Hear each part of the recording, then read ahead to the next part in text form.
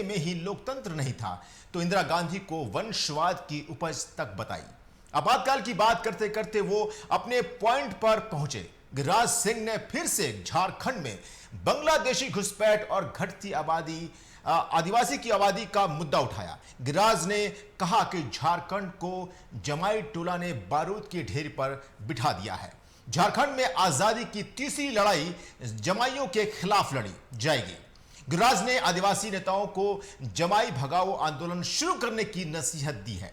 Political पंडित कहने लगे हैं कि गिरिराज सिंह झारखंड में हेमंता बिस्वा शर्मा का रोल निभाने की तैयारी में है और झारखंड में गिरिराज की लड़ाई जमाई पर आ गई है। पहले एक रिपोर्ट देखते हैं, फिर चर्चा की शुरुआत करते हैं। आपातकाल के 50 साल पूरे हुए तो बीजेपी ने पूरे देश में संविधान हत्या दिवस मनाना शुरू कर दिया।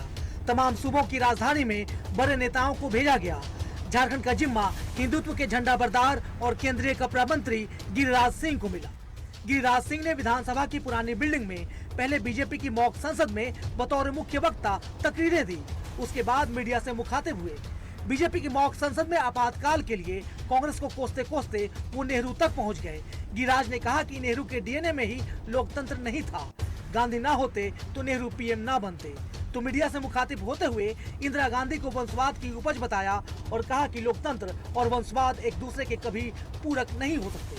वो इस्तीफा दे देती और अपने को दोष मुक्त करने तक रहती, लेकिन नेहरू के डीएनए में लोकतंत्र तो था ही नहीं। वो बने भी थे लोकतांत्रिक तरीके से प्रधानमंत्री नहीं, वो तो गांधी के कृपा से बने थे। इंदिरा जी जब से प्रधानमंत्री बनी वो वंशवाद की उपज थी। लोकतंत्र और वंशवाद एक दूसरे का पूरक नहीं हो सकता। आपातकाल की बात करनी थी तो इंदिरा और नेहरू को कोसना था, लेकिन असल मकसद तो झारखंड को साधना था। उसके बाद गिरिराज सिंह अपने पॉइंट पर आए। गिरिराज ने कहा कि झारखंड में आजादी की तीसरी लड़ाई लड़नी है जमाई टोला से। जमाई टोला की वजह से झारखंड बारूद की ढेर पर बैठा है। उन्होंने सूबे के आदिवासी नेताओं को दल से ऊपर उठकर जमाई भगाओ आंदोलन शुरू करने की नसीहत दी। तीसरी लड़ाई लड़नी होगी, आजादी की तीसरी लड़ाई। मैं आज पता नहीं मुझे बोलना उचित है कि नहीं, मैंने कहा कि झारखंड में अब तीसरी लड़ाई लड़ने की जरूरत है आजादी की। पूछा किस चीज को लेकर के, मैंने कहा आज झारखंड बारूद के ढेर पर है और वो बारूद है जमाई टोला। झारखंड में बांग्लादेशी रोहिंग्या के लिए रेड कारपेट वोट बैंक बसाया जा रहा है। मैं यहाँ के आदिवासी भाइयों के लिए, आदिवासी नेताओं से कहूँगा, दलगत भावना से उठ करके जमाई हटाओ आंदोलन चलाए। झारखंड में आकर गिरिराज ने कहा कि झारखंड को जमाइयों ने बारूद के ढेर पर बिठा दिया तो झारखंड की सरकार के साझेदार कहां चुप रहने वाले थे। कांग्रेस ने कहा कि देश पीएम मोदी के नेतृत्व में बारूद के ढेर पर था। गिरिराज बिहार की तरफ झांक कर देखें तो जमाई ही नजर आएंगे। वहीं आरजेडी ने गिरिराज को बीजेपी का भस्मासुर कह दिया। आरजेडी ने कहा कि सालों से गिरिराज का दिमाग खराब हुआ है। बारूद के ढेर पे नहीं है, बल्कि पूरा देश प्रधानमंत्री के नेतृत्व में बारूद के ढेर पे था और ट्रंप के इशारे पर सीज फायर प्रधानमंत्री ने किया। न्यास बोर्ड के अध्यक्ष भी हैं, जमाई मंदिर प्रबंध समिति के चेयरमैन भी हैं, तो उनके घटक दल में है। गिरिराज सिंह बिहार एक बार झांक ले, बिहार से वो सांसद बने हैं। देखिए, गिरिराज सिंह भारतीय जनता पार्टी के लिए भाषणासुर है और गिरिराज सिंह का मानसिक संतुलन विगत वर्षों से बिल्कुल खराब चल रहा है। गिरिराज किसे जमाई कह रहे हैं ये सबको पता है। आपको विधानसभा चुनाव का वो दौर याद होगा। असम के मुख्यमंत्री हिमंता बिस्वा शर्मा ने झारखंड में ही डेरा डाल दिया था। लगता है बीजेपी ने गिरिराज को नया हिमंता बनाने का फैसला कर लिया है। 6 महीने पहले हिमंता बिस्वा शर्मा अपनी बात को जहां छोड़कर गए, गिरिराज सिंह उसी बात, उसी एजेंडे को वहीं से आगे बढ़ा रहे हैं। Bureau report, TV 45। तो गिरिराज की दुहाई बारूद है जमा। इस पर चर्चा करने के लिए हमारे साथ जो मेहमान जुड़ चुके हैं आपको उससे रूबरू करा देते हैं। के रजा हैं कांग्रेस से, विजय चौरसिया हैं बीजेपी से और विजय सिंह हैं जेल कैंप से। आप सभी का सर स्वागत है टीवी 45 पर। सर, ये मुद्दा नया नहीं है, लेकिन इसको नए तरीके से थोड़ा पेश किया गया है।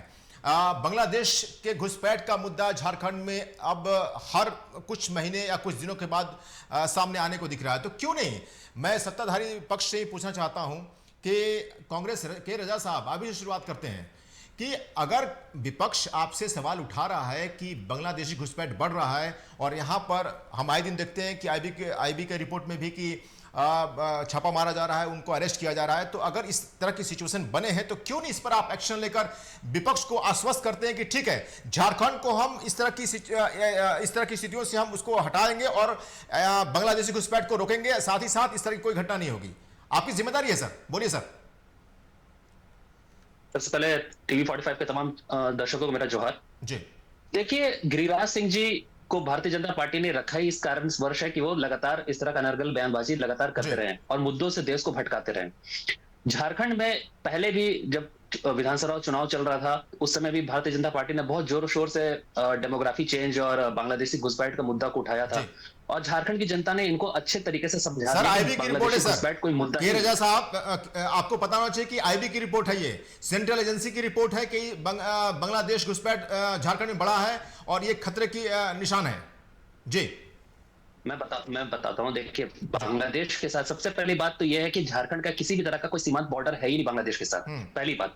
दूसरी बात यह है कि जो ये आपकी इंटेलिजेंस ब्यूरो की जो रिपोर्ट की आप बात कर रहे हैं, हमारा सवाल, हम लगातार कांग्रेस पार्टी का और हमारे इंडिया अलायंस का सवाल यही रहा है कि इंडिया इंटेलिजेंस ब्यूरो आपके पास है, नेशनल इन्वेस्टिगेटिंग एजेंसी आपके पास है, बॉर्डर सिक्योरिटी फोर्स जो बांग्लादेश के साथ जो हमारा बॉर्डर लगता है उसकी जो सुरक्षा कर रही है, चीन के साथ बॉर्डर जो लगता है वो आईटीबीपी सुरक्षा कर रही है, नेपाल के साथ जो बॉर्डर लगता है वो उसका सशस्त्र सीमा बल सुरक्षा कर रही है, कश्मीर के साथ जो बॉर्डर लगता है वहां सेना और बीएसएफ दोनों सुरक्षा कर रही है। साहब, तो उसके बावजूद दिल्ली से कोई भी बॉर्डर नहीं सटता, दिल्ली से भी कोई बॉर्डर नजदीक नहीं है या उसको नहीं करता, लेकिन फिर भी बांग्लादेशी का एक मुद्दा है दिल्ली में भी, दिल्ली एनसीआर में भी, वहां भी फिल्टरिंग की जा रही है। जब वहां पर फिल्टरिंग की जा सकती है तो आप क्यों नहीं कर सकते सर? ये सिर्फ दुहाई देने से नहीं चलेगा सर कि आपकी सीमा बांग्लादेश से नहीं लगती है, ये तो घरबाजी जिम्मेदारी आपकी है ना सर? देखिए अजीत जी देखिए, ये है अजीत जी, बात यह है कि जब सुरक्षा एजेंसी आपके हाथ में है, तमाम बॉर्डर सिक्योरिटी फोर्स और पैरामिलिट्री फोर्सेस आपके हाथ में है, सेना आपके साथ है, तो ये सीमा जो देश की सीमाओं की जो सुरक्षा है वो कैसे, किस तरह से सुरक्षा आप कर रहे हैं कि ये घुसपैठ लगातार बढ़ता चला जा रहा है, घुसपैठ हो रहा है।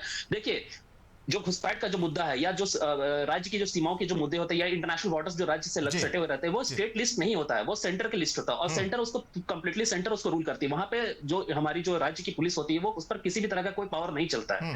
दूसरी बात, जब आपकी सरकार है, आप सेंटर में हैं, आपकी तमाम आप कश्मीर में भी थे, पहलगाम जैसा हमला होता है, आतंकवादी घुस आते हैं, हमला करके चले जाते हैं, अभी तक उन आतंकवादियों को कुछ पता नहीं चलता है। चीन का ही मुद्दा देख लीजिए, चीन गलवान वैली में लगातार घुसपैठ जा रहे हैं। चीन में पहले देश में बात करते हैं सर, देश के अंदर अगर कुछ चीजें हो रही हैं सर, के रजा साहब, हमें समझना पड़ेगा कि अगर हमारे राज्य में अगर इस तरह की गतिविधियां बढ़ रही हैं, अब हम इसकी सेंट्रल की दुहाई देने लगे कि वो एजेंसी क्या कर रही है, कहां क्यों फिल्टरिंग हो रही है। आपको पता है कि पूरे ये देश का मामला है, ये जो बांग्लादेशी जो घुसपैठ है ये आपके सिर्फ राज्य का मामला नहीं है, ये पूरे देश का मामला है। और अगर झारखंड इसका सेंटर पॉइंट, एपिक पॉइंट बनता जा रहा है तो उसके पीछे सोचने की जरूरत है ना।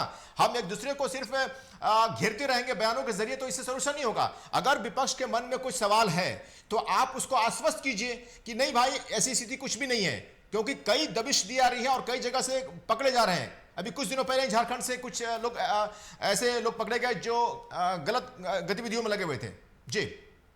देखिए, हमारा तो यही कहना है ना, अगर सेंटर की जो फोर्सेस आती है, सेंटर की जो एजेंसियां आती है, तो उसको स्टेट पुलिस सपोर्ट तो कर रही है ना। स्टेट पुलिस के हमारे राज्य सरकार की तरफ से तो पूरा कोऑपरेशन मिल रहा है। सवाल तो यह है कि सेंट्रल गवर्नमेंट क्या कर रही है, सीमाओं की सुरक्षा उनके हाथ में है, इंटेलिजेंस ब्यूरो उनके हाथ में, रॉ उनके हाथ में, नेशनल इन्वेस्टिगेटिंग एजेंसी हाथ में। ऐसी कौन सी ग्रुप है, ऐसे कई जो इंटरनेशनल ऑर्गेनाइजेशन है जो इस तरह से घुसपैठ करवा रही है, उन पर दबिश देने की आवश्यकता है। उस पर भारतीय जनता पार्टी कैसे चुप्पी साध सकती है, उस पर क्यों नहीं बोल सकते? देखिए, आप कभी भी किसी राज्य को दोषी नहीं ठहरा सकते, दोषी आप हैं।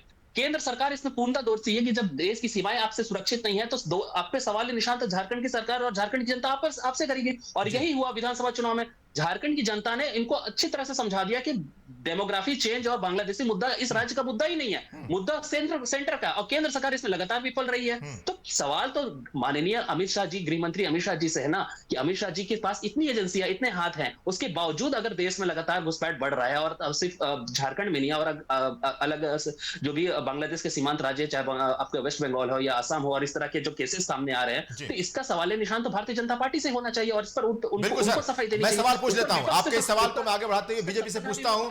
विजय चौरसिया जी, बिल्कुल सर, मैं बीजेपी से पूछ लेता हूं। विजय चौरसिया जी, बिल्कुल सीधा सवाल है सर आप पे। सेंट्रल सारी जो फोर्सेज हैं वो आपके अधीन आती हैं। अगर इस तरह की घुसपैठ की आपको खबर है, और बहुत सारी रिपोर्ट्स आए हैं, आईबी की रिपोर्ट है और एजेंसियों की रिपोर्ट है कि ये सिर्फ राज्य का मुद्दा नहीं है बल्कि देश का मुद्दा है, लेकिन इस वक्त झारखंड इसका सेंटर बनता जा रहा है। जब आपको पता है तो क्यों नहीं इतनी सारी एजेंसी आपके पास है, उसको लगाकर आप इसे फिल्टर करते हैं? सिर्फ बयानबाजी से तो काम नहीं चलेगा ना सर, आरोप तो आप पे भी लगेगा। बोलिए सर। अजीत जी, देखिए, कांग्रेस के जो हमारे प्रवक्ता हैं वो अपनी भाषा बोल रहे हैं जो इनको सिखा करके भेजा गया है जी। दरअसल जब हाई कोर्ट इनको फटकार लगाती है जी, तो ये हलफनामा दायर करते हैं कि हमारे यहाँ कोई बांग्लादेशी नहीं। इनके बड़बोले मंत्री कहते हैं कि एक बांग्लादेशी दिखा दीजिए, मैं इस्तीफा दे दूंगा। और अभी आपने देखा कि कैसे जेलों से बांग्लादेशियों को भागने के बाद फिर उसको गिरफ्तार करके अंदर किया गया। जमाई बस्तियों की बात हो रही है। हम भारतीय जनता पार्टी के बारे में ये लोग बार बार कह रहे हैं कि इनको सबक झारखंडियों ने सिखा दिया, बांग्लादेशी मुद्दा नहीं चला, स्वीकार करते हैं जी। लेकिन भारतीय जनता पार्टी के जो मुद्दे होते हैं वो मुद्दे सिर्फ चुनावी मुद्दे नहीं होते हैं कैसफ रजा साहब जी। वो मुद्दे राष्ट्रवाद का मुद्दा होता है, वो देश हित का मुद्दा होता है। हम जब दो थे तो राम मंदिर मुद्दा था हमारा और हमने बनाया। हम जब दो थे तो 370 हटाने का मुद्दा था हमारा और हमने हटाया जी। बांग्लादेशी भी मुद्दा है हमारा, ये चुनावी मुद्दा नहीं है जी। चुनाव हार जीत से हमारे मुद्दे प्रभावित नहीं होते जी। हमारे मुद्दे देश हित के लिए होते हैं। आपने सही कहा कि बॉर्डर हमारे हाथ में, बिल्कुल सही बात, लेकिन आपको यह मालूम नहीं है जी कि भारत का बॉर्डर कितनी विविधताओं से भरा हुआ है। बॉर्डर आपके हाथ में है कह के आप भारतीय सेना पे सवाल खड़ा करते हैं, और ये कांग्रेसी हमेशा भारतीय सेना पे शक की निगाह से देखता है। इन्हें सबूत चाहिए, जब स्ट्राइक होती है तो इनको सबूत भी चाहिए अजीत जी। नहीं ठीक है सर, लेकिन भारतीय बॉर्डर, लेकिन जब सर विजय जी, जब आप सवाल उठाते हैं और आपको पता है कि इस तरह की गतिविधियां सरकार में हो रही हैं, तो ये तो सेंटर का एक तरह से देखा जाए तो मुद्दा है। आपके पास तमाम तरह की एजेंसियां हैं जिसके लगाकर आप इस तरह की फिल्ट्रेशन कर सकते हैं। तो ये विपक्ष, अगर आप सिर्फ आपके नेता आते हैं और एक बयान देकर चले जाते हैं तो इससे काम तो नहीं चलेगा ना, कहीं ना कहीं रिस्पॉन्सिबिलिटी निभानी पड़ेगी सबको जी। हम बयान नहीं देते, हम मानसिक रूप से झारखंडियों को तैयार कर रहे हैं अजीत बाबू। हम तो कह रहे हैं कि एनआरसी लागू होने दीजिए झारखंड में। क्यों तकलीफ हो रही है कांग्रेसी को जी? क्यों तकलीफ हो रही है इंडिया गठबंधन को?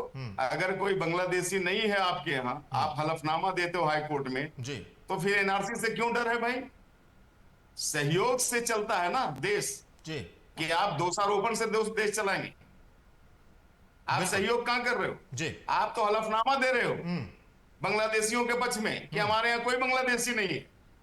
क्या ऐसे सहयोग से देश चलेगा? आपको तो बड़ा खुशी होता है कि सेना फेल हो गया, आपको तो बहुत खुशी होती है, कहां एयर स्ट्राइक हुआ भाई, दिखाइए हमको सबूत। तो जब इस तरह की मानसिकता रहेगी अजीत जी तो देश कैसे चलेगा बॉस? ठीक है, इन्होंने कहा कि कोई भी सीमा हमारा विदेशों से नहीं लगता, कोई भी सीमा हमारा बांग्लादेश से नहीं लगता। आपने सही जवाब इनको दिल्ली का उदाहरण देकर के दिया। लेकिन हम ये कहते हैं कि जब सीमा लगती नहीं आपकी किसी दूसरे देश, तब तो जिम्मेवारी आपकी ज्यादा बढ़ जाती। तब तो सीमा आपके अंदर है ना, जो राज्य स्तरीय सीमा है जी। फिर कैसे घुस रहे हैं? ठीक है सर, मैं पूछता हूं विजय सिंह जी गंभीर मुद्दे पे भी हंसी आ रही है। विजय सिंह जी, जो आप सर ये बताएं कि हंसी इस बात की आ रही है कि दीपक चौरसिया जी को तो बिल्कुल इस बात की जानकारी नहीं है कि जो राज्य की सीमाओं की बात कर रहे हैं सर, राज्य की सीमाओं का आप क्या मतलब, जो स्टेट पुलिस है वो राज्य की सीमाओं में तैनात रहती है क्या? एक एक एंट्री और चेक पॉइंट्स को चेक कर रही होती है कि कौन सिविलियन आ रहा है, कौन सिविलियन जा रहा है? देखिए सर, ठीक है सर, मैं आ रहा हूं सर जी, ऐसा है भाजपा के, भारतीय जनता ये पार्टी रजा के जो साहब, प्रवक्ता मैं है, आ रहा हूं उनको- सर, मैं आपको आपके पास आ रहा हूं सर। एक बार और हमारे साथ विजय सिंह जी भी जुड़े हुए हैं, उनसे भी पूछ लेते हैं। विजय सिंह जी, जो बीजेपी जो मुद्दा उठा रही है, आप उससे कितना इत्तेफाक रखते हैं कि जो इंडिया गठबंधन है जो सत्ता में है इस वक्त झारखंड में, उन्होंने बांग्लादेशियों को अपना जमाई बना रखा है? जी देखिए, सबसे पहली बात कि भारतीय जनता पार्टी ने जो गिरिराज सिंह को यहाँ भेजा है झारखंड के अंदर ध्रुवीकरण करने के लिए, हमको एक शब्द से आपत्ति है जी। और विजय चौरसिया जी पैनल पर बैठे हुए हैं। भाई, ये जमाई टोला का क्या मतलब है? वो किसके जमाई है? जरा ये साफ कीजिए। घुसपैठियों का टोला आप बताइए, जमाई टोला बोलते हैं, ये अपमानजनक शब्द है। इसको हमको लग रहा है कि ये जो नैरेटिव आप लोग गढ़ रहे हैं, ये गलत नैरेटिव है, आपको परहेज करना चाहिए।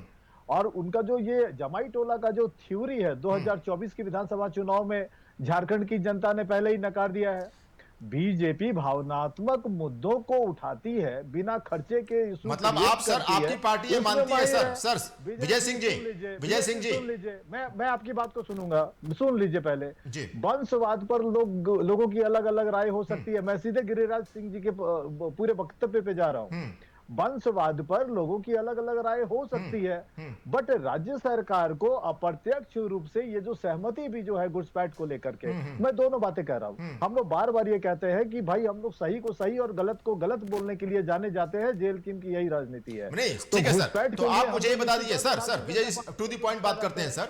जेल कैंप क्या ये मानती है कि झारखंड में बांग्लादेश नाम का कोई कुछ नहीं है, ये मुद्दा ही नहीं है? बिल्कुल है, बिल्कुल है, मेरी बात को समझिए। तो फिर आप कैसे कह रहे हैं क्लीन चिट दे रहे हैं सरकार को आप क्लीन चिट कैसे दे रहे हैं सर? संथाल परगना में डेमोग्राफिक चेंज करने के लिए राज्य की सरकार दोषी है। कांग्रेस, आरजेडी और जेएमएम के जो लोग, हमको लग रहा है अपने वोट बैंक को बचाने के लिए जो सच नहीं बोलते हैं, इनको स्वीकार करना चाहिए। इनको ये कहना चाहिए कि जो यहाँ के भारत के मुसलमान है, राज्य के मुसलमान है, वो ठीक है, घुसपैठिए इनको भी स्वीकार नहीं होना चाहिए। मैं कहना चाहता हूँ कि भाई आप डेमोग्राफिक चेंज भी आप करते हैं, आप जो आरोप लगा रहे केंद्र के ऊपर, मैं उसके ऊपर भी आपके साथ हूँ कि भाई घुसपैठ जब होता नहीं है तो फिर ये आते कैसे हैं? घुसपैठ के लिए केंद्र सरकार, डेमोग्राफी के लिए स्टेट गवर्नमेंट जिम्मेवार है। और जो इंटेलिजेंस इनपुट की बात आप कर रहे हैं अजीत जी, उसको ओवररूल्ड नहीं करना चाहिए, उसको इग्नोर नहीं करना चाहिए। बट कांग्रेस, आरजेडी और जेएमएम को राज्य में मुसलमानों की अहमियत देना चाहिए, बट वोट बैंक के लिए घुसपैठियों के खिलाफ कुछ भी ना बोले, या मतलब शब्दों का जाल बना करके आप उसको बचते रहे, खुद को बचाते रहे। हमको लग रहा है ये गलत राजनीति है, इससे इनको परहेज करना चाहिए। बट मैं ये मानता हूं कि अगर ये नहीं करेंगे तो इनका जो घुसपैठियों को लेकर के जो एक सॉफ्ट कॉर्नर है, जो वोट बैंक जो ये मानते हैं उनको, उस पे असर पड़ेगा, क्योंकि उनके पास भी वोटर आई कार्ड है। जी, ये इनकी बड़ा आरोप है सर के रजा साहब, बिल्कुल आपकी सरकार है और बड़ा आरोप है। जेल कैंप का भी आरोप है। इस बात को वो भी इत्तेफाक इससे रखते हैं कि जो घुसपैठ हो रखा है वो आपका वोट बैंक है, इस कारण से आप इनके खिलाफ आप कार्रवाई नहीं करते, या इस मुद्दे को आप तवज्जो नहीं देते। मतलब ये आप वोट बैंक की राजनीति अपना रहे हैं। और आप दिल्ली के आपने स्थिति देखी है, अगर आपने भी आज इस तरह के कदम नहीं उठाए उसको फिल्ट्रेशन करने का, तो स्थिति आपकी भी दयनीय हो सकती है। और सीधा आरोप है कि आप सिर्फ वोट बैंक की राजनीति के तहत आप बांग्लादेशियों को घुसपैठ करा रहे हैं। जी देखिए, वोट बैंक की राजनीति तो भारतीय जनता पार्टी करती है। जिस तरह से गिरिराज सिंह जी को भेज करके, जिस तरह से धार्मिक ध्रुवीकरण करने का जो प्रयास उनका लगातार रहा, इससे पहले विजय जी मैं बता देता हूं कि इससे पहले भी मध्य प्रदेश के शिवराज सिंह चौहान जी को इन्होंने भेजा था, माननीय मुख्यमंत्री जी। उसके बाद असम के माननीय मुख्यमंत्री फायर ब्रांड हिंदुत्व के बहुत बड़े लीडर बनते हैं, वो उनको भेजा गया था। लगातार उन्होंने, भारतीय जनता पार्टी ने यहाँ मुद्दा बनाया, डेमोग्राफी चेंज। धरातल में कहा था धरातल में तो ये कहीं नहीं थे, ना ये संथाल परगना में थे, ना ये जमीन पे थे, ना ये आपके मतलब राज्य के किसी भी सर तमाम रिपोर्ट्स क्षेत्र में हैं ये इस कहीं पर नहीं थे। रजा साहब आप मैं सारे तमाम रिपोर्टों को दरकिनार नहीं कर सकते, खारिज नहीं कर सकते। आप सिर्फ ये कह दे रहे हैं कि हिंदुत्व का मुद्दा उठाकर ये सिर्फ ध्रुवीकरण की स्थिति राजनीति कर रहे हैं, तो इससे तो आप भी बच नहीं सकते सर, क्योंकि आपको पता है कि जेल के में भी उन्होंने भी एक मुद्दा उठाया कि भाई इस तरह की चीजें हैं, अगर एग्जिस्ट कर रही हैं, दूसरी पार्टियां भी कह रही हैं आपको तो आत्मचिंतन करने की जरूरत है। देखिए निश्चित रूप से फॉरेन इन्फिल्ट्रेशन अगर किसी भी राज्य में होता है या कहीं से भी होता है, जरूरी नहीं कि सिर्फ झारखंड से हो, किसी भी देश के किसी भी राज्य में अगर फॉरेन इन्फिल्ट्रेशन हो, देश की सुरक्षा के साथ एक खिलवाड़ है।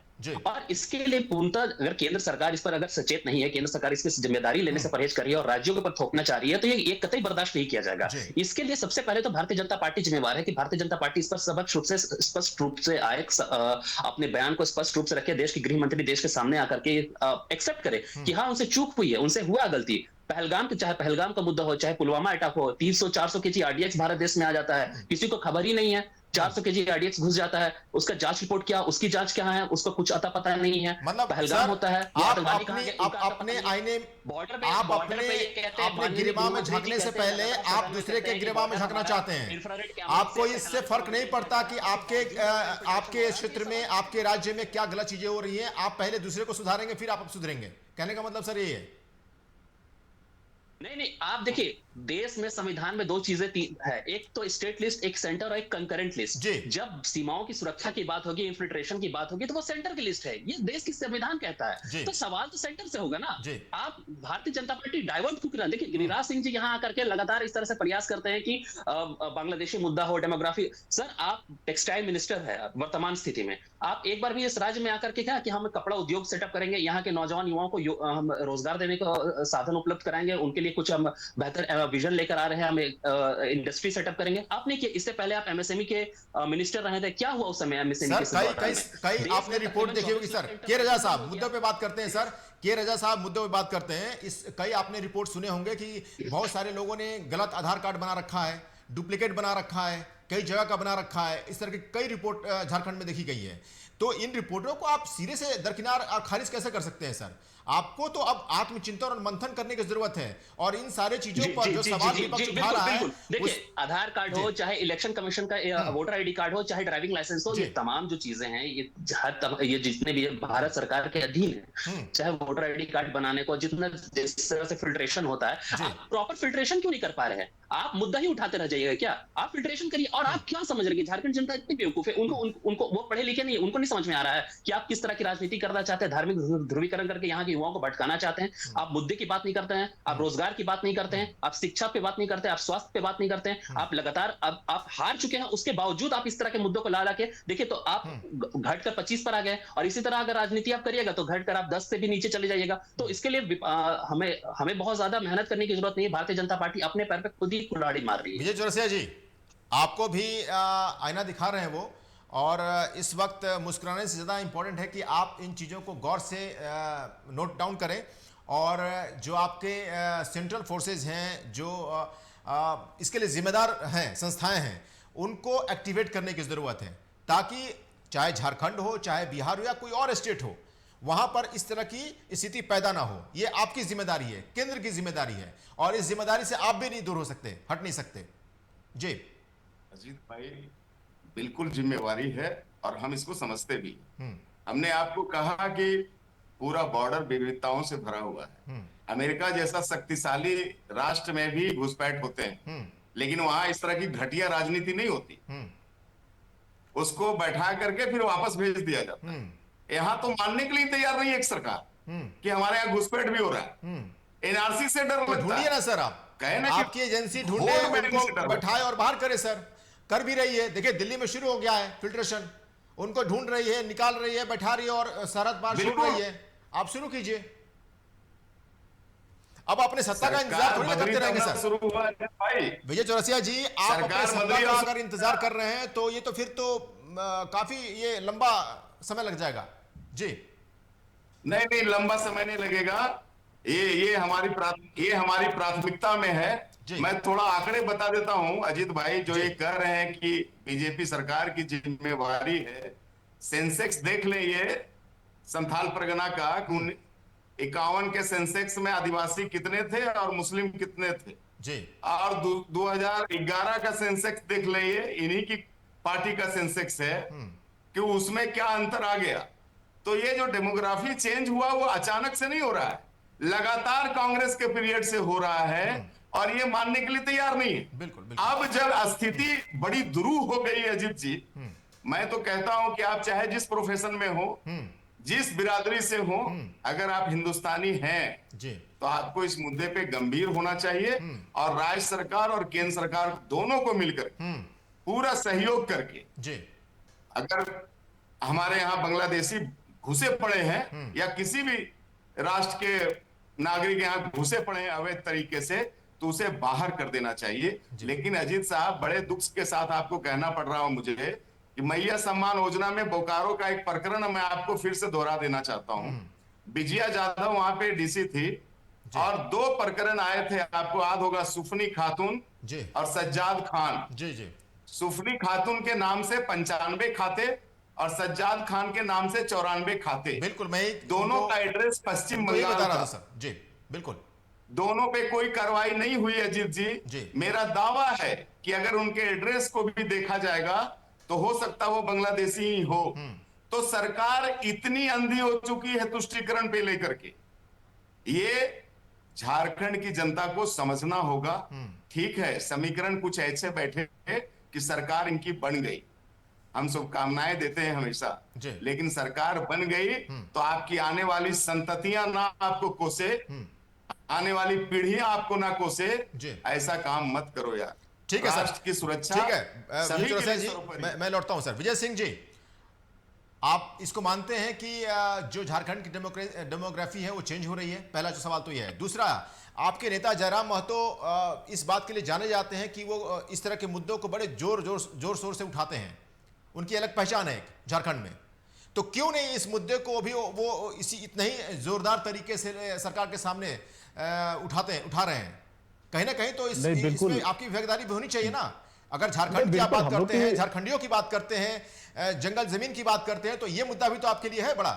जी अजीत जी, निश्चित तौर पे ये मुद्दा है और हम लोग बार बार कह रहे हैं कि सीमा पार घुसपैठ के लिए भारतीय जनता पार्टी दोषी है और झारखंड के अंदर खास करके संथाल परगना में डेमोग्राफिक चेंज के लिए यहाँ की जेएमएम, कांग्रेस और आरजेडी के लोग जिम्मेवार हैं। मान लीजिए अगर सीमा पार से घुसपैठ अगर हो ही जाता है तो आपके राज्य में, हमारे राज्य में कौन है जो उनको परिचय दे रहा है? राज्य के अधिकारी क्या कर रहे हैं? जो संबंधित जो वहां के जिला अध्यक्ष है, जो जिला अधिकारी हैं, जो एसपी है, एसएसपी है, किसने हाथ बांध रखे हैं ऐसे अधिकारियों को? क्यों सच से मुंह छुपाया जा रहा है? तो हम लोग का स्टैंड ये है अजीत भाई, मैं कहना चाहता हूं कि डेमोग्राफिक चेंज एक सच्चाई है और कांग्रेस के प्रवक्ता इसको नकार नहीं सकते।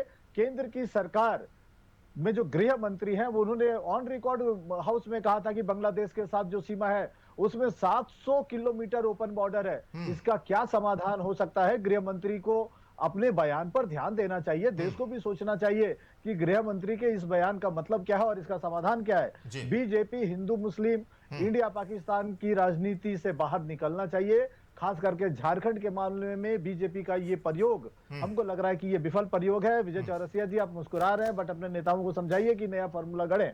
झारखंड में 3 एम फैक्टर की राजनीति कोर में रहती है, हमेशा ईपी सेंटर में रहती है। आप मुस्लिम भारतीय जनता पार्टी के साथ नहीं, यहाँ का ट्राइबल भारतीय जनता पार्टी के साथ नहीं, और जो आजसू कमजोर हुई है उसके कारण महतो कम्युनिटी आपके साथ नहीं। तो हमको लग रहा है कि भारतीय जनता पार्टी को कोई नया फॉर्मूला गढ़ना चाहिए और झारखंड को बकसना चाहिए। विकास के रास्ते पर झारखंड पिछड़ रहा है, लगातार पिछड़ रहा है। लेकिन विकास के रथ को जरूरत है रोजगार। विजय सिंह जी, विकास के रथ को आगे बढ़ाने की जिम्मेदारी तो जो सत्ता में बैठा है उसकी है, के रजा साहब की है। बिल्कुल बिल्कुल होनी चाहिए, बट मैं कह रहा हूं अभी राज्य के लोगों को जरूरत है रोजगार की, शिक्षा की, स्वास्थ्य की। और जो झारखंड 40% खनिज देता है उसका युवा दूसरे राज्यों में पलायन करता है, दूसरे देशों में पलायन करता है। ये शर्मनाक स्थिति है और इसके लिए 17 साल शासन करने वाली भारतीय जनता पार्टी और बाद बाकी का जो टर्नओवर रहा है जेएमएम लेड कांग्रेस आरजेडी के गठबंधन की सरकार को मैं दोषी ठहराता हूं।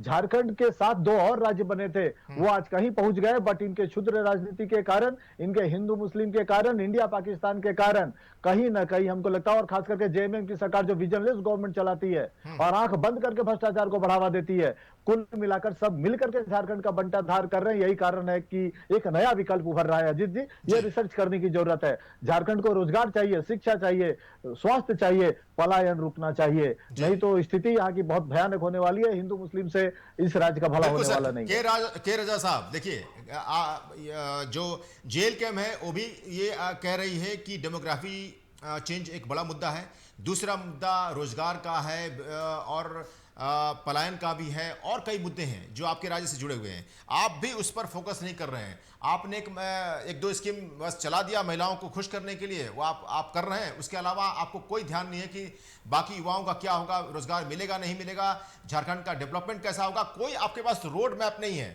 एक ब्लूप्रिंट नहीं है आपके पास। जी देखिए, सबसे पहली बात है कि जो आप जो लगातार जो भारतीय जनता पार्टी सवाल उठाती है और तमाम ऐसे विपक्ष की पार्टियां जो सवाल उठाती है कि हमारे पास कोई रोड मैप नहीं है और रोजगार को लेकर, देखिए रोजगार को लेकर के ये सरकार जितनी संजीदा है और पिछली की सरकारों ने जो काम किया था वो जग जाहिर है। हमने 75% रिजर्वेशन यहाँ के स्थानीय युवाओं के लिए कानून बना करके लाया नौकरियों में, ताकि जो प्राइवेट कंपनियां हैं, यहाँ के जितने भी जो फैक्ट्रीज है, जो प्राइवेट एंटिटीज है, उनके लिए भी 75% यहाँ के स्थानीय युवाओं को नौकरियां उस पर रिजर्व किया जा सके।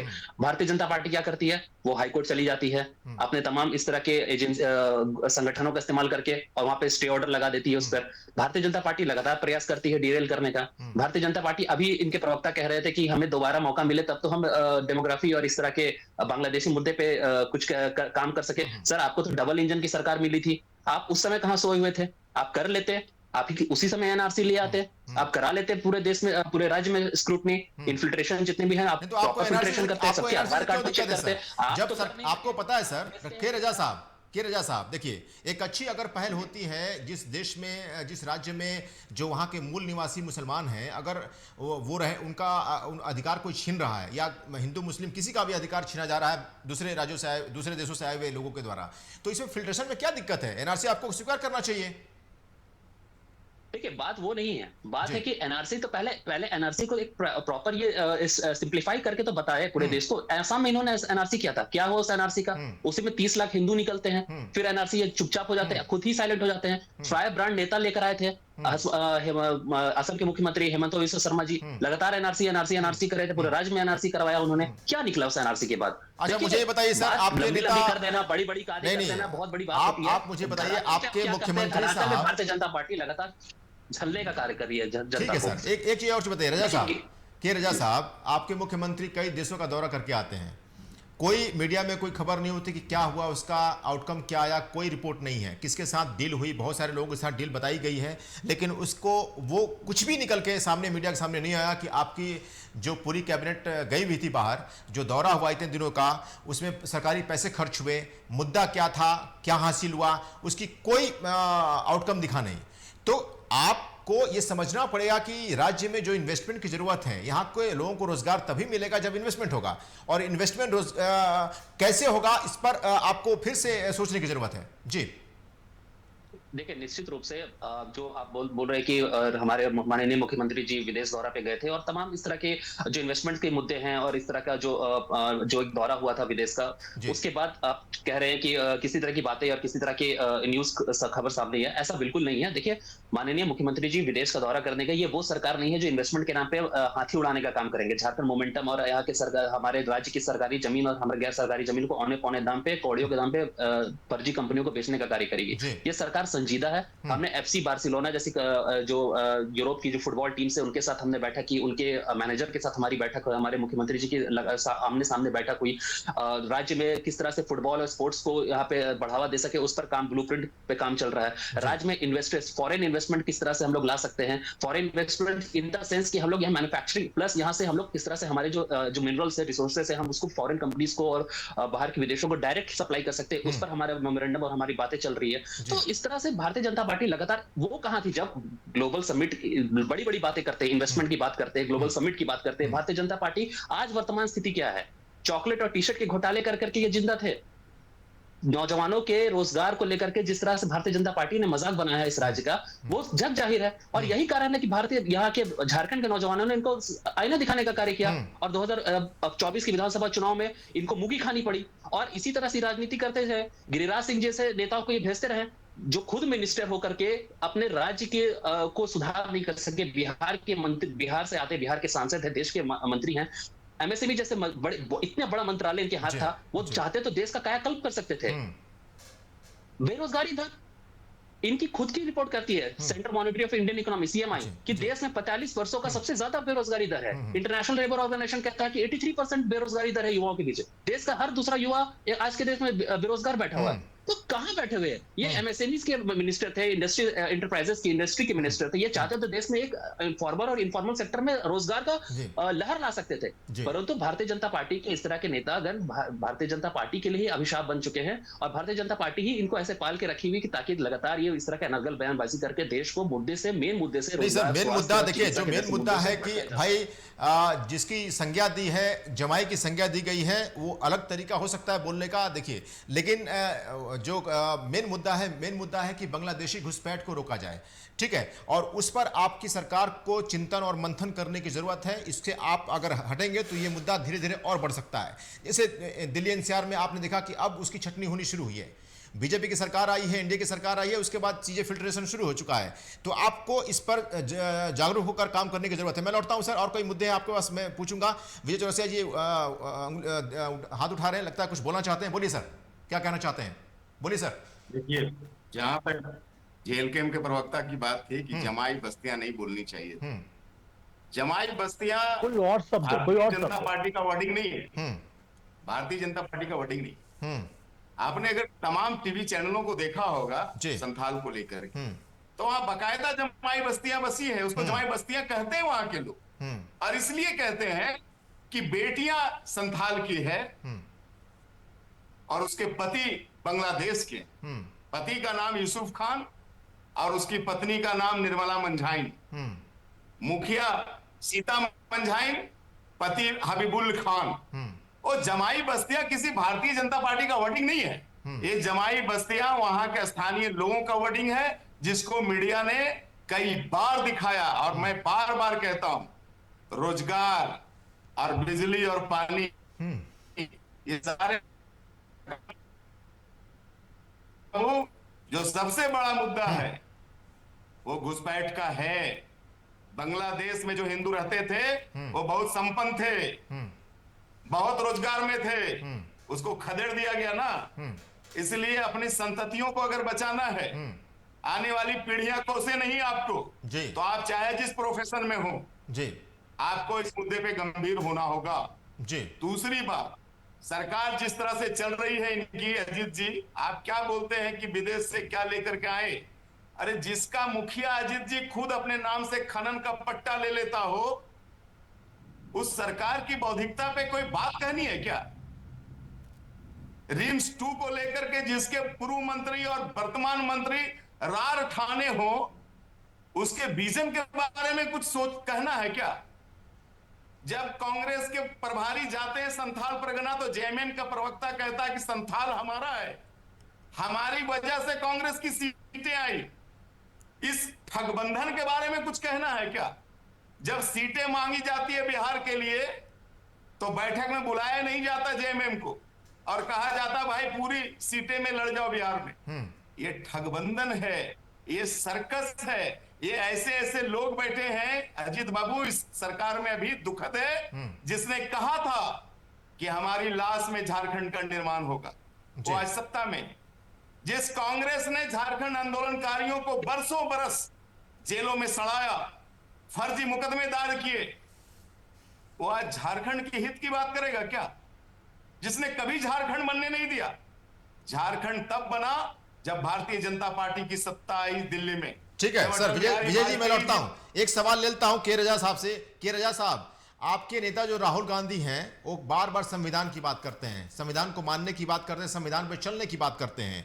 तो सुप्रीम कोर्ट ने यह कहा है कि हिंदुस्तान कोई धर्मशाला नहीं है जहां पर सभी जगह से आए लोग और रुक जाएं। तो आपको इस पर तो बहुत गौर करने की जरूरत है। और ये समझने की जरूरत है सभी नेताओं को। मैं आपकी नहीं बात कर रहा हूं, मुझे लगता है कि एक आप सभी नेताओं में एक कॉमन कमिटमेंट होनी चाहिए, पार्टियों में होनी चाहिए कि इस देश को हम धर्मशाला नहीं बनने देंगे, हम इसको फिल्टर करेंगे। क्योंकि आम जो हिंदुस्तानियों का जो हिस्सा है वो कोई दूसरा कोई खा रहा है, तो इसमें तो हम सभी को एक होना चाहिए, सभी पार्टियों को एक होना चाहिए। क्यों नहीं एक कॉमन मीटिंग के जरिए आप लोग इस चीज को उठाते हैं और इसको सॉल्व करने की कोशिश करते हैं। के रजा साहब, आप एक बड़ी पार्टी हैं जी। देखिए, जो माननीय उच्च न्यायालय है उन्होंने जो बयान दिया है, देखिए वो कॉन्टेक्स्ट किसका है। सवाल तो जैसे इनसे ना केंद्र सरकार से इन्हें किया कि सरकार क्या कर रही है। अगर सरकार देश में लगातार घुसपैठ हो रहा है, सर घुसपैठ का मुद्दा आज का नहीं है ना सर, आपके शासनकाल में से ये मुद्दा आज का नहीं है सर, ये कोई 10 साल 12 साल का मुद्दा नहीं है घुसपैठ का, ये कई सालों पहले का मुद्दा है जी। बोलिए सर। वही तो बात है ना, तो ये मुद्दा भारतीय जनता पार्टी इस मुद्दे को आज ही क्यों उठा रही है?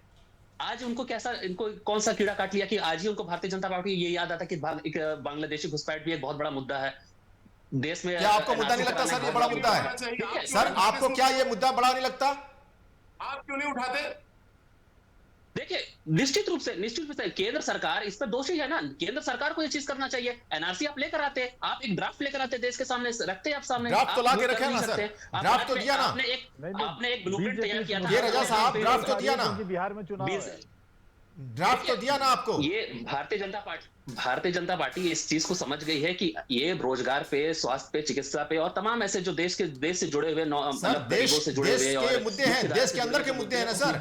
लेकिन अगर बाहर के रजा साहब भूलते रह गए के रजा साहब, ये बहुत संजीदगी से आप पार्टियों को जवाब देना चाहिए, क्योंकि ये मुद्दा जो रोजगार का है और डिफरेंट शिक्षा का मुद्दा है, स्वास्थ्य का मुद्दा है, ये हमारे अपने मुद्दे हैं। लेकिन एक देश के ऊपर मुद्दा होता है जिस पर देश के पूरे हर हिस्से पर असर होता है। तो ये जो घुसपैठ का जो मामला है ये आज का नहीं है, बल्कि बहुत पहले से चला आ रहा है। हमारे बॉर्डर सिक्योर करने की कोशिश की जा रही है, लेकिन फिल्ट्रेशन हो ही जाता है। तो आपको सभी पार्टियों को मेरे ख्याल से इस पर संज्ञान लेना चाहिए और एक कॉमन प्रोग्राम के जरिए या मीटिंग के जरिए ये कोशिश करनी चाहिए कि इस तरह के फिल्ट्रेशन ना हो और हर राज्य अपने वोट बैंकों को सिर्फ साधने की कोशिश ना करें, बल्कि जो देश के बाहर के लोग हैं उसको फिल्टर करके उनको वहां तक पहुंचाने के काम करना चाहिए। जी मैं लौटता हूं सर। विजय सिंह जी क्या कहेंगे आप इस पर, क्या सॉल्यूशन होना चाहिए? जी देखिए, हमको लग रहा है कि सॉल्यूशन तो एक ही है कि भाई घुसपैठ को किसी तरह रोकिए। अगर घुसपैठ अगर रुकेगा तो ये जमाई टोला नहीं बनेगा। हमको लग रहा है कि इस पूरे मामले पर केंद्र सरकार विफल हो रही है घुसपैठ रोकने में, और वोट बैंक की राजनीति को ध्यान में रखते हुए राज्य सरकार उसको बढ़ावा दे रही है। लेकिन अजीत जी समझना पड़ेगा कि अभी बिहार में चुनाव होना है, उसके अगले साल 26 में बंगाल में चुनाव होना है। अभी भारतीय जनता पार्टी का जो भी कदम होगा वो चुनाव के मद्देनजर होगा। आप संविधान हत्या दिवस मना रहे हैं, झारखंड में कोई चुनाव नहीं है ना सर, झारखंड में तो कोई चुनाव नहीं है इस वक्त। असर पड़ेगा ना, असर पड़ेगा, इसलिए बीजेपी उठा रही है। सांकेतिक, आप सिंबॉलिक पॉलिटिक्स समझिए भारतीय जनता पार्टी का। आप ये मान करके चलिए, बिल्कुल मैं कह रहा हूँ अजीत जी कि बगल में चुनाव है, उसका असर पड़ेगा, और यही कारण है कि उसको उठाया जा रहा है। अभी बिहार चुनाव को लेकर के बात हो रही थी, बीजेपी के प्रवक्ता बोल रहे थे, मैं थोड़ा उस बात को और आगे बढ़ा देता हूँ कि आरजेडी वहां पर जेएमएम को एक भी सीट देने को तैयार नहीं है। बदले में झारखंड मुक्ति मोर्चा के अंदर इतना हिम्मत नहीं है कि वो राष्ट्रीय जनता दल के खिलाफ झारखंड में कोई कदम उठा सके। और ये इसलिए हो रहा है क्योंकि ये भारतीय जनता पार्टी के साथ लड़ने के लिए ये एकजुट है। इनकी अपनी राजनीति है, इनका अपना, वो आपस में एक दूसरे को बेइज्जत कर रहे हैं, बट इनका दुश्मन भारतीय जनता पार्टी है, इसलिए वो यहाँ मतलब कोई कार्रवाई करने के मूड में नहीं है। अगर वो बिहार में बेइज्जत हो रहे हैं तो कोई बात नहीं, उनका एक मंत्री यहाँ झेला जाएगा। इनके मुस्लिम और इनके मांझी वोट बैंक के आधार पे आरजेडी का 4 विधायक जीत करके भी झारखंड के विधानसभा में जाएगा, बट इनको फर्क पड़ने वाला नहीं है। बट ये जेएमएम की राजनीति है, मुझे उससे लेना देना नहीं। लेकिन गवर्नमेंट, देखिए गवर्नेंस स्टेट गवर्नमेंट की जिम्मेवारी है। भारतीय जनता पार्टी का बहाना लेकर के कांग्रेस के प्रवक्ता बच नहीं सकते। आप क्लियर पॉलिसी बनाइए ना, आपको रोकता कौन है पॉलिसी बनाने से? पॉलिसी बनाइए, उसको इंप्लीमेंट करिए, ट्रांसपेरेंट रखिए, पब्लिक ओरिएंटेड बनाइए। क्या दिक्कत है बहाना करके कि बीजेपी नहीं करने दे रही है? ये नहीं चलेगा। और एफडीआई की बात कर रहे थे अभी कौशिक रजा जी, अरे भाई अभी स्वीडन गया था आपका डेलीगेशन, क्या रिजल्ट है वहां से? जो प्रवक्ता बोल रहे हैं कि इस क्षेत्र में हेमंत सरकार, मैं मानकर चलता हूं कि एफडीआई के मामले में हेमंत सरकार जीरो है। हाल में जो डेलीगेशन स्वीडन गया था उसका कोई आउटकम नहीं आया। बाद में आने के 4-5 दिन के बाद प्रेस कॉन्फ्रेंस हुआ, अधिकारियों ने प्रेस कॉन्फ्रेंस किया, कोई ब्रीफिंग नहीं हुई वहां पे। एफडीआई के मामले में मौजूदा सरकार जीरो है। अगर घुसपैठ होगा, देखिए भारतीय जनता पार्टी को भी समझना पड़ेगा कि ये राजनीति है और आप देश की सुरक्षा के साथ कॉम्प्रोमाइज नहीं कर सकते। आपका गृह मंत्री अगर बोलते हैं तो जरा उनको भी समझना चाहिए, और उसका फायदा आपका विपक्ष उठा रहा है। अगर घुसपैठ होगा तो आपके विरोधी उन्हें अपना वोट बैंक बनाएंगे, ये गलत है, मैं मानता हूं, बट वो अपॉर्चुनिस्ट है, वो फायदा उठाएंगे। लेकिन देश के सिक्योरिटी के साथ समझौता नहीं होना चाहिए। बांग्लादेशी घुसपैठ के मामले को दोनों ही गठबंधन पॉलिटिकल इशू बना रहे हैं, बट दोनों पॉलिटिकली फेल है, मैं ये कहना चाहता हूं। जी के रजा साहब, सिंपल सी बात ये हो रही है, निकल के जो लबल आ रहा है, निचोड़ जो आ रहा है, उसमें ये लग रहा है कि आप लोग सेफ मोड में खेल रहे हैं झारखंड में, क्योंकि सबको सत्ता आपके पास है, आपने विभाग का बंटवारा कर रखा है, और इसकी जो आपकी रंजिश आपस की है वो बिहार में दिख रही है, क्योंकि आपकी पार्टी जो महागठबंधन की पार्टी है बिहार में अलग उसकी तस्वीर नजर आ रही है। तो कहा यह जा रहा है कि शायद आप लोग अपनी कुर्सी बचाने के चक्कर में एक दूसरे को कुछ पूछ नहीं रहे हैं और ना सवाल उठा रहे हैं। इस कारण से मामला जो है ये घुसपैठ का और पुरजोर से तरीके से बढ़ रहा है, और आप साइलेंट तरीके से मुक्त दर्शक बने हुए हैं, बस सिर्फ आप मुक्त दर्शक बने हुए हैं, इसके अलावा कुछ नहीं। देखिए ऐसा है कि सेफ मोड में नहीं, ये सरकार एक्शन मोड में काम कर रही है और भारतीय जनता पार्टी लगातार इससे चिढ़ी हुई है। देखिए जमाई टोला की जो बात लगातार ये इनके प्रवक्ता कर रहे हैं, जमाई टोला, देखिए प्रॉब्लम इनको सबसे ज्यादा होगी जब जमाई की बात होगी। भारतीय जनता पार्टी में से कई वरिष्ठ नेता है जिनके घरों में ऐसे जमाई बैठे हुए हैं, तो उस पर इनकी चुप्पी रहेगी, वो उस पर कुछ नहीं बोलेंगे। देखिए इस देश में बाबा भीमराव अम्बेडकर जी ने एक संविधान लिखकर दिया था, क्या बोलना है क्या नहीं बोलना, कोई तहजीब नहीं है इस प्रवक्ता को कि क्या बोलना है क्या नहीं बोलना। भारतीय जनता पार्टी पहले अपने गिरबान में झांके, भारतीय जनता पार्टी को किस तरह की तहजीब रही है भारतीय जनता पार्टी बेहतर जानती है कि भारतीय जनता पार्टी के नेता संसद ऐसा दीपक ऐसा जम्मू कश्मीर के मैनिफेस्टो में ये लिखा कि मैं सत्ता में आऊंगा तो 370 वापस लाऊंगा। आपसे कुछ नहीं सीखना इस देश को। आप देखिए पहली बात तो ये रहा है कि आपके जैसे नेता, आपके पार्टी के बड़े बड़े जो नेता जो संसद में बैठे हुए माननीय मतलब संसद की गरिमा को तार-तार करते हैं, और संसद में खड़े होकर के एक अल्पसंख्यक सांसद को किस तरह से गाली गलौज के उतर आते हैं, वो भारतीय जनता पार्टी के चरित्र को अच्छे से चमते हैं। आपसे ये सीखने की जरूरत नहीं है, और आपसे ये भी आप नहीं बताएंगे हमें कि हमें मौका मिलेगा नहीं है। जनता बताएगी, जनता जनार्दन है, यही अहंकार भारतीय जनता पार्टी को ले डूबा है। और आगे जनता तो बताई है, जनता तो आपको अभी बताई है, अभी तो समय भी ज्यादा नहीं बीता है, और अभी आप इसी तरह 2029 तक बैठिए विपक्ष में और लगातार इस तरह से करते रहिए। हम हार जीत से मुद्दे नहीं बदलते। आपका मुद्दा ही यही रहेगा सर। आपका मुद्दा कभी स्वास्थ्य नहीं होगा, आपका मुद्दा कभी रोजगार नहीं होगा। ठीक है, हमने देश की विजय चौरसिया जी मैं आ रहा हूं सर, वो आपका मुद्दा नहीं रहेगा। विजय चौरसिया जी मैं आ रहा हूं सर, रजा साहब से एक दो सवाल और लेने दीजिए। मैं आ रहा हूं विजय जी, मैं आ रहा हूं, आपके ऊपर आ रहा हूं। रजा साहब, मानने वाली पार्टी संविधान बचाने की बात कर रही है, बहुत बड़ा रजा साहब हास्यास्पद बात है कि देश के संविधान विजय जी मैं आ रहा हूं सर। आपके नेता 400 पार किए हुए थे। आपके नेता ना भारतीय जनता पार्टी के कई बड़े वरिष्ठ नेता सांसद 400 पार, हम लोग 400 पार करेंगे, हम लोग पूर्ण बहुमत की सरकार बनेंगे तो संविधान बदलेंगे। ठीक है सर, अब आप लोग शांत हो जाइए, अब मुद्दे पे आते हैं। 240 पर लाके सर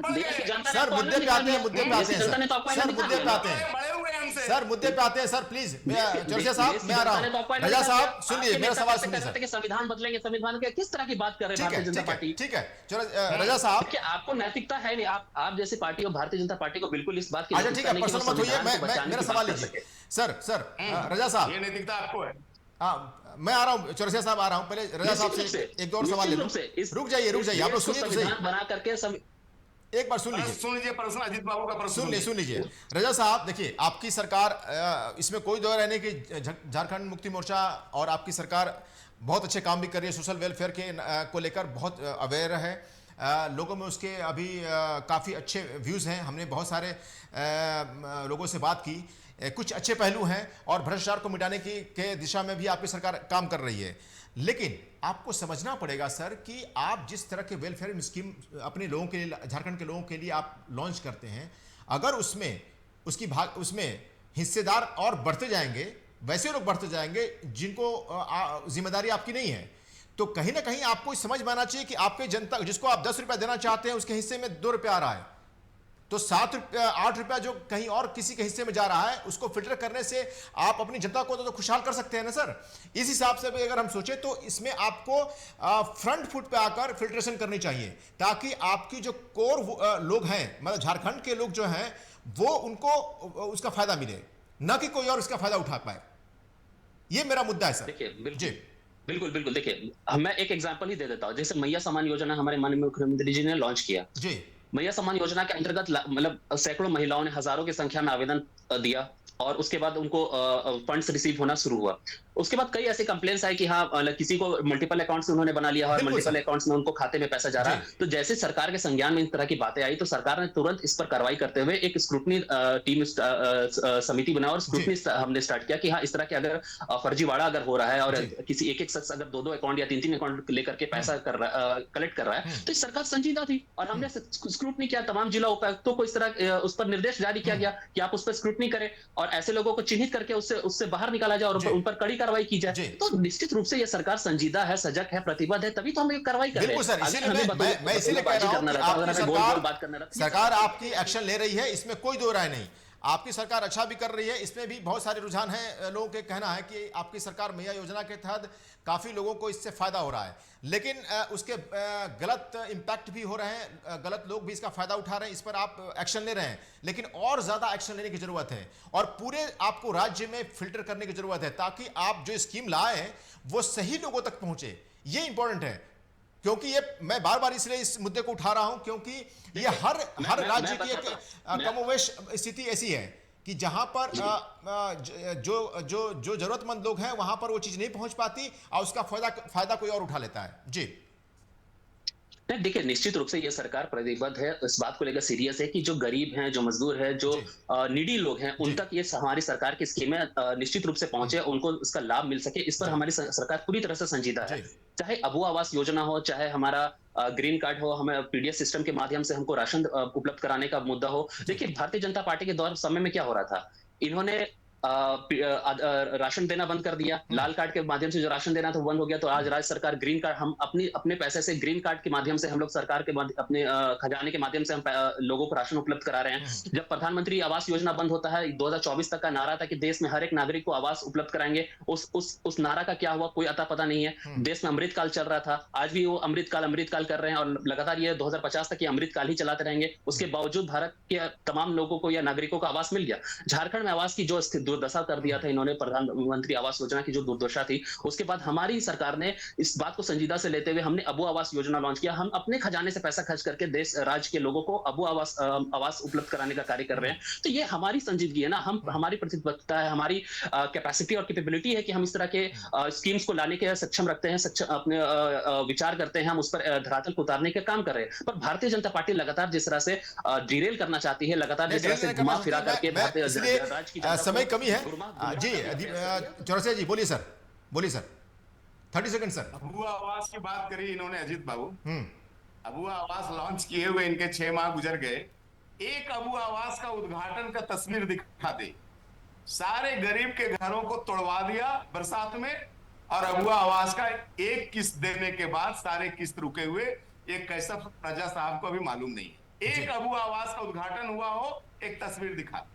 और प्रधानमंत्री आवास लाखों बने हैं। आप कोई पंचायत ऐसा है जो प्रधानमंत्री आवास से पूरी तरह से आच्छादित हो गया। ठीक है सर, चौरसिया साहब वक्त कमी है, धन्यवाद आपका। रजा साहब, एक चीज आपको सत्ता पक्ष के लोगों को समझना पड़ेगा कि आगे चल के आप झारखंड के डेवलपमेंट के लिए काम करना चाहते हैं और केंद्र सरकार जैसे आप धार्मिक कॉरिडोर भी बनाने जा रहे हैं ताकि टूरिज्म को बढ़े, तो जाहिर सी बात है कि राज्य सरकार को भी केंद्र से मिलकर काम करना पड़ेगा, तभी चौमुखी विकास हो सकता है राज्य का। आप सभी मेहमानों का बहुत बहुत धन्यवाद T45 न्यूज से जुड़ने के लिए।